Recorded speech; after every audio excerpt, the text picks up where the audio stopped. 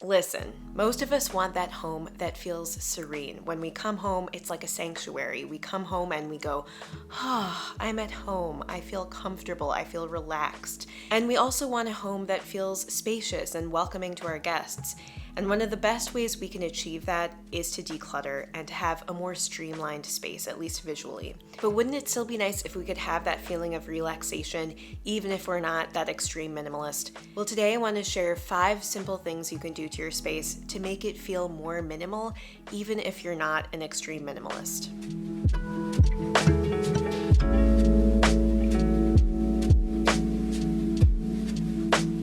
This first one I think is very underrated, but it is powerful because once you do it, you will know what I mean. And that first one is to clean out your refrigerator. Your refrigerator is something you access numerous times throughout the day.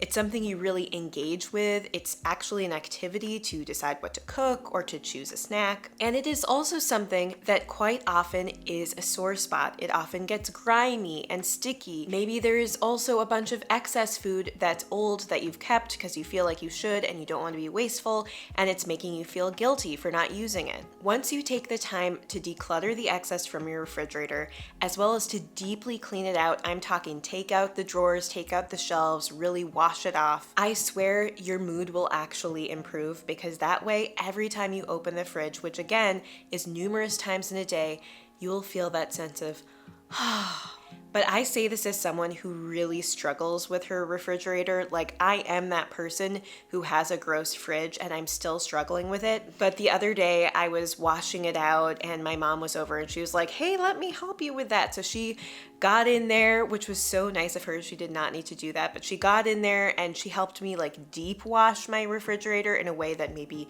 I wouldn't have even done if I were just doing it on my own, because she's really good like that. And afterwards, opening that refrigerator was so refreshing. And now it's several weeks later and the effects are still there. Like, it's still way more minimized, it's not gross and grimy, and I feel refreshed when I go into my fridge. I can also see things so I can make healthier choices, really know the food that I have that is still good that I can cook, so that I'm more likely to cook rather than order in. There are more effects than I even realized of clearing out my fridge in a deep way. So I think that's one of the first things you can do to feel better about your space. Since we're in the kitchen, my second tip for keeping a minimal space is to make sure every item in your kitchen has an easy home, an easy to access home, that is.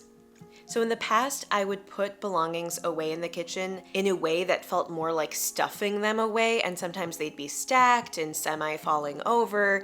And so every time I would open the cupboards, maybe something might even start to shift or even begin to fall out. And it was always a stressful experience to go into my cupboards. It was not something I looked forward to. And then clearing out the dishwasher or putting appliances away after I'd cleaned them was a headache. But once I did a declutter of my kitchen, or at least moved excess belongings to a different part of my house for storage, the ones I don't use as often, that increased the likelihood that I would put things away more readily. Because if it's just as easy to put something away as it is to put it on the counter, you're way more likely to put it away. But your kitchen is that high traffic zone where lots of people are coming in and out, where lots of plates, bowls, silverware, spatulas, pots, pans, papers, other things end up landing. So just take the time to organize your kitchen in a way where the weirdly shaped objects aren't falling out of the shelves, and it will save you so much time and energy. A third tip is to do a deep declutter of the worst closet space in your home. Most of us have that one closet or back area that has been sitting there for way too long. It's been gradually building up with stuff and we've just avoided it. And to even get to the back of the closet, you have to go through a bunch of stuff. So pick your worst little spot where it's hard to pull things out of and take the time to declutter it. Sometimes the declutter may not take you as long as you think, but if you just address that problem area, especially if it's kind of an easily accessible problem area like a closet, you're gonna see an immediate impact on your overall space. Because for me, it was a closet in our back bedroom/office, but that used to be just totally overflowing with stuff. And once I cleared it out, it felt so much better. And now it serves as a transition zone as opposed to long-term storage, which makes such a difference because yes, sometimes now it does build up with stuff again. Like if I'm going through my day and I have something and I don't know what to do with it, I will throw it in there. Now coming back to it, even if it gets chaotic again, I'm like, I can handle this. This is my transition zone, and I keep just gradually clearing it out. But by clearing out that closet that you've been avoiding for a while, already you will feel such a difference in your space. At least that's been my experience. A fourth recommendation, based at least on my experience, is to simplify your nightstand if you have one. The first piece of furniture you interact with in the morning when you wake up and at night before you go to bed is your nightstand. Maybe you keep your phone or your alarm on it and you know you're gonna see it. It's the first experience of the world. And if that is cluttered and chaotic, it just sets you off on the wrong foot. For me, somehow, my nightstand was always a clutter magnet. It would somehow draw things onto it. I don't know why. So once I got more used to keeping at least the surface cleared off, now the drawer inside is a little bit more chaotic, but at least having the surface mostly cleared or organized makes life easier. I'm not knocking things over right before bed or early in the morning. I can grab what I need, and it also gives an initial sense of peace and serenity in my day. A fifth tip for minimizing your home, the easy way, is to do a quick scan of the place where you spend the most time in your home and eliminate 5 clutter objects from that space. So for example, in this main area where I spend a lot of my time, the room I'm in right now, I used to have a couple of pieces of artwork leaning against this mirror back here, if you can see in the background.